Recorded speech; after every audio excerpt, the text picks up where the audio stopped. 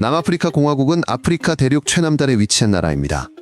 그야말로 다양한 민족 언어 종교가 어우러져 살아가는 곳이죠. 또 한지하에는 막대한 광물 자원이 풍부하게 매장되어 있습니다. 이곳에서는 과거 인종차별 정책이 등장했고 결국 무너졌습니다. 이 정책은 오랜 세월 동안 누가 어디서 살고 일할지 규정했었죠.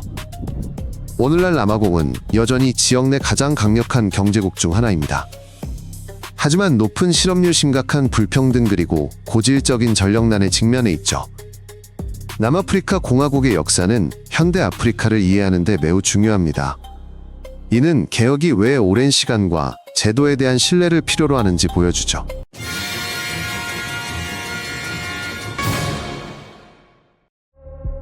유럽인들이 오기 전 남아공에는 흑인 사냥꾼과 채집민이 살았습니다. 나중에는 농경 공동체가 있었고 각기 다른 전통과 언어를 가졌습니다. 17세기 네덜란드인들이 희망봉에 상륙했습니다. 이들은 나중에 스스로를 아프리카너라고 불렀습니다. 그들은 농장을 짓고 정착지를 넓혔으며 무역했습니다. 하지만 이웃을 몰아내고 자신들의 규칙을 강요하기도 했습니다. 식민지 시대에는 네덜란드어와 현지 및 외래 언어가 섞여 아프리칸서라는 독자적인 언어가 생겨났습니다. 초기 갈등과 거래로 인해 토지와 권력에 대한 분쟁의 씨앗이 뿌려졌습니다. 19세기 초 남아공의 지배권은 영국 제국으로 넘어갔습니다. 이는 아프리카너들과의 경쟁을 심화시켰습니다. 영국은 법을 바꾸고 항구를 강화했습니다. 아프리카너들이 자체 공화국을 세운 내륙 지역을 통제하려 했습니다. 긴장은 수십 년간 쌓였고 19세기 말 대규모 전쟁으로 이어졌습니다. 그 결과보 공화국들이 복종하고 런던의 영향력이 커졌습니다. 풍부한 광산 지역은 제국 시스템에 편입되었습니다. 이 결과는 아프리카 남부의 정치와 세력 균형을 오랫동안 결정했습니다. 남아프리카 전쟁 중 영국은 민간인 수용소를 만들었습니다. 환경은 혹독했습니다. 식량과 약품이 부족했고 질병과 굶주림으로 수만 명의 여성과 아이들이 죽었습니다. 이 비극은 아프리카너들에게 깊은 상처를 남겼고 런던에 대한 불신을 키웠습니다. 수용소의 기억은 집단 정체성의 일부가 되었습니다. 이는 전후 독립 노선의 명분이 되었습니다. 이 경험은 나중에 일부 사회가 강경한 국내 정책을 지지한 이유를 설명합니다. 또한 외부 압력을 경계하게 만들었습니다. 19세기 후반 남아프리카 공화국에서는 대규모 다이아몬드와 금광이 발견되었습니다.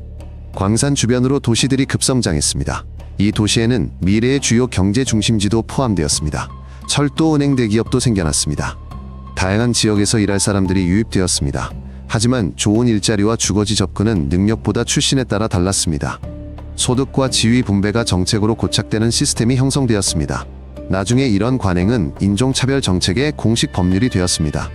이는 이미 확립된 불평등을 공식적으로 합법화했습니다.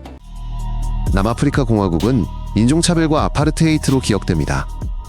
20세기 초 영국 왕실 아래 남아프리카 영토 연합이 형성되었습니다. 이후 나라는 큰 자치권을 획득했습니다. 1940년대 후반한 정당이 집권했습니다. 그들은 분리 발전을 국가정책으로 공식화했습니다.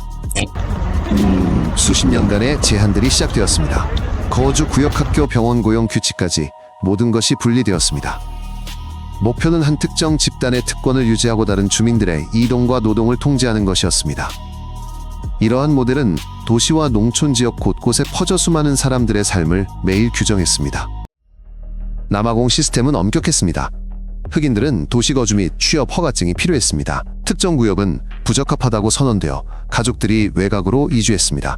실제 권한 없는 자치처럼 보이는 이른바 고향이 만들어졌습니다. 수백만 명이 집과 일자리를 잃고 기존 관계도 단절되었습니다. 강제 이주는 도시 계획을 바꾸고 교통학교, 병원과의 거리를 늘렸습니다. 이 결정의 흔적은 여전히 남아 있습니다. 많은 빈민가는 일자리 센터와 멀리 떨어져 있고 연계도 부족합니다. 20세기 초 남아공에서 아프리카 민족회의가 결성되었습니다. 이들은 오랫동안 평화적 방법으로 동등한 권리를 주장했습니다. 60년대 초 시위 진압 후 탄압이 심해졌습니다.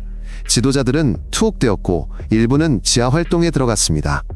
세계의 상황을 알리는 파업 보이콧 캠페인이 벌어졌습니다.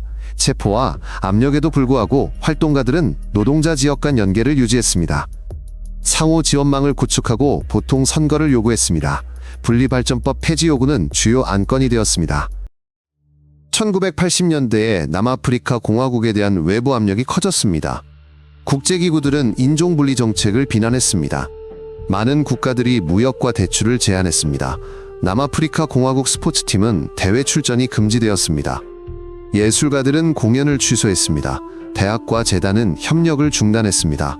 이러한 조치들이 문제를 즉시 해결하지는 못했습니다. 하지만 고립의 대가를 높였습니다. 정부의 입지를 약화시켰습니다. 그리고 협상 지지자들의 주장을 강화했습니다. 국내 저항과 외부 제재는 함께 국가를 미래 헌법과 선거에 대한 대화로 이끌었습니다. 1990년대 초남아프리카 공화국 정부는 오랜 수감 생활을 했던 저명한 정치 지도자들을 석방했습니다. 그리고 새로운 헌법 제정을 위한 협상에 기꺼이 동의했습니다. 양측은 내전을 피하기 위해 총선과 소수민족의 권리 그리고 경찰 및 군대와 같은 공권력 기관의 역할에 대해 심도 있게 논의했습니다. 1994년 4월 말 역사적인 첫 총선이 치러졌습니다. 오랜 세월 감옥에 갇혀 지냈던 민주화 운동가가 대통령으로 선출되었습니다. 새로운 남아공은 모두에게 투표권을 부여하고 법적인 틀 안에서 정권 교체를 확고히 하려 했습니다. 이를 위해 화해사면 그리고 개혁의 길을 택했습니다. 과거의 범죄를 진실을 밝히기 위해 남아프리카 공화국은 저명한 성직자의 지휘 아래 독립적인 위원회를 설립했습니다. 위원회는 피해자와 가해자 양측의 이야기를 경청했습니다. 관련 문서를 상세하게 수집했고 자신의 죄를 완전히 인정한 사람들에게는 사면을 부여했습니다. 길고 어려운 이 작업은 수년간 지속되었습니다. 많은 숨겨진 이야기들이 처음으로 용기 있게 공개적으로 알려졌습니다.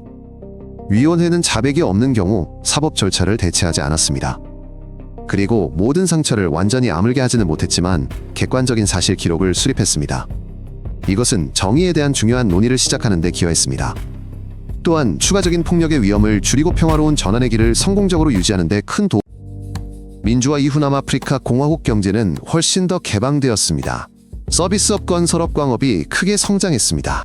이웃국가 및 다른 대륙 국가들과의 관계도 굳건해졌습니다. 하지만 소득 격차는 여전히 매우 높습니다.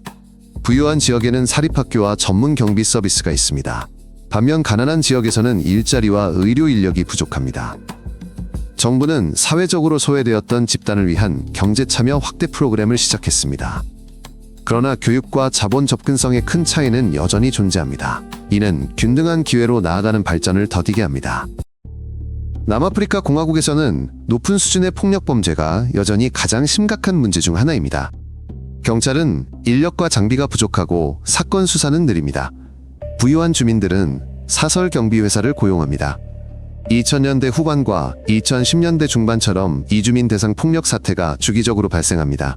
이는 빈곤 지역의 긴장을 고조시킵니다. 당국은 수사관 훈련을 강화하고 통신 시스템을 현대화하며 청년 프로그램을 지원합니다. 하지만 당국에 대한 신뢰는 더디게 회복되고 있습니다. 남아프리카 공화국은 심각한 HIV 전염병을 겪었습니다. 2000년대 초 많은 가정이 가장을 잃었고 병원은 과부하 상태였습니다. 고위층에서는 문제의 심각성을 오랫동안 인지하지 못했습니다. 이는 초기 대응을 늦췄습니다. 점차 국가는 항바이러스 치료 접근성을 확대했습니다. 그 결과 수명이 길어지기 시작했습니다. 검사 임산부 지원 그리고 청소년 교육이 중요합니다. 새로운 감염 사례가 여전히 발생하고 있습니다. 따라서 치료를 지속하고 낙인과 싸워야 합니다. 2000년대 후반부터 남아공 주민들은 정기적인 순환정전을 겪어왔는데 발전소 노후화와 유지보수 및 관리가 부실했기 때문입니다. 2010년대에는 정부 계약과 구매에 사적 이익이 개입한 사실이 밝혀졌고 이를 국가 장악이라 불렀습니다.